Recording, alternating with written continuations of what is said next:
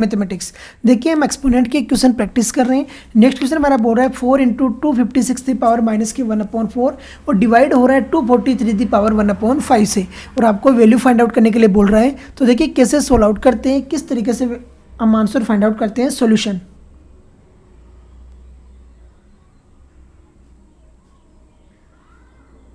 सबसे पहले given write down करते हैं। तो गिवन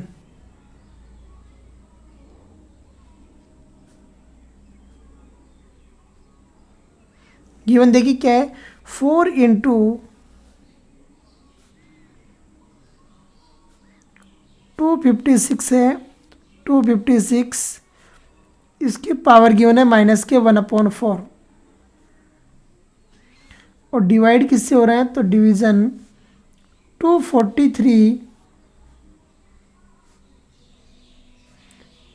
और इसकी पावर है 1/5, और ये वैल्यू आपको फाइंड आउट करने के लिए बोल रहा है।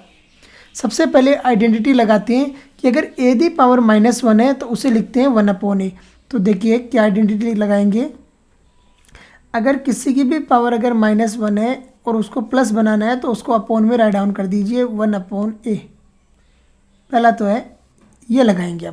अब जब ये अप्लाई करोगे तो देखिए क्या बन जाता है और किस तरीके से सोल्व आउट होता है। तो ये बन गया आपका 4 अपॉन कितना आ गया 256, और इसकी पावर आ गई कितनी 1/4, 1/4। एक आइडेंटिटी और लगाते हैं यहाँ पे, अगर a डिवाइड हो रहा है b से, देखिए a डिवाइड हो रहा है b से, तो ये हमेशा इक्वल रहता है किसके, a इंटू हो रहा है 1/b से। मतलब आप भी डिवाइड करो b से या 1/b से इंटू करो, एक ही बात है। तो यहाँ पे 240 ये जो है आपका 243 ये इंटू में आ जाएगा, तो ये बन जाएगा इंटू 1/243 और इसकी पावर आ गई कितनी 1/5, तो 1/5। अब देखिए सोल्व आउट करते हैं और वैल्यू फाइंड आउट करने की कोशिश करते हैं तो क्या आता है और कैसे सोल्व आउट होता है। देखिए 4 तो एज इट इज आएगा, तो 4 आ गया नोमिनेटर में एज इट इज। डिनोमिनेटर वाली टर्म को हम सोल्व आउट करते हैं। तो देखिए डिनोमिनेटर वाली टर्म को सोल्व आउट करने पे क्या आता है और कैसे सोल्व आउट होता है।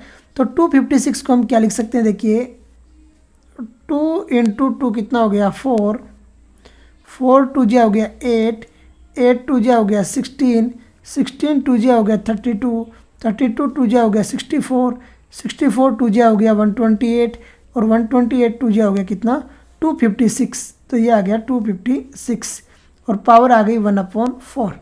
सेम इनटू में 1/243 को क्या लिख सकते हैं हम, 243 को लिख सकते हैं हम, देखिए 3 इंटू 3 हो गया कितना 9, इंटू 3 हो गया कितना 27, इंटू 3 हो गया 81, और इंटू 3 हो गया कितना 243 की पावर आ गई 1/5।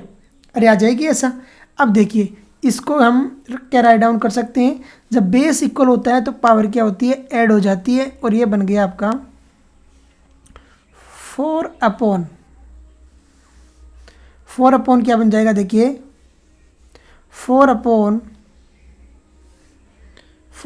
बन गया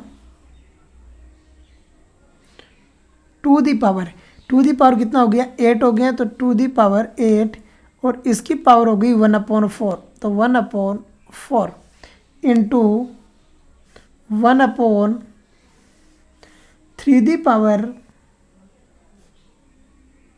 5, और इसकी पावर हो गई 1/5। अब देखिए आपको एक आइडेंटिटी पढ़ा है ए दी पावर m वाली, आइडेंटिटी क्या बोलती है वो देखिए,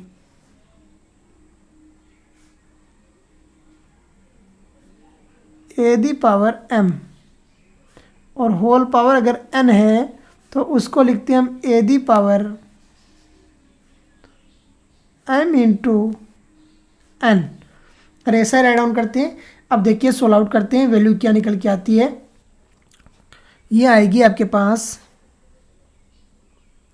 4 तो एज इट इज आ जाएगा, और ये जब इंटू होगा 8 इंटू 1/4 तो ये बन जाएगा कितना 2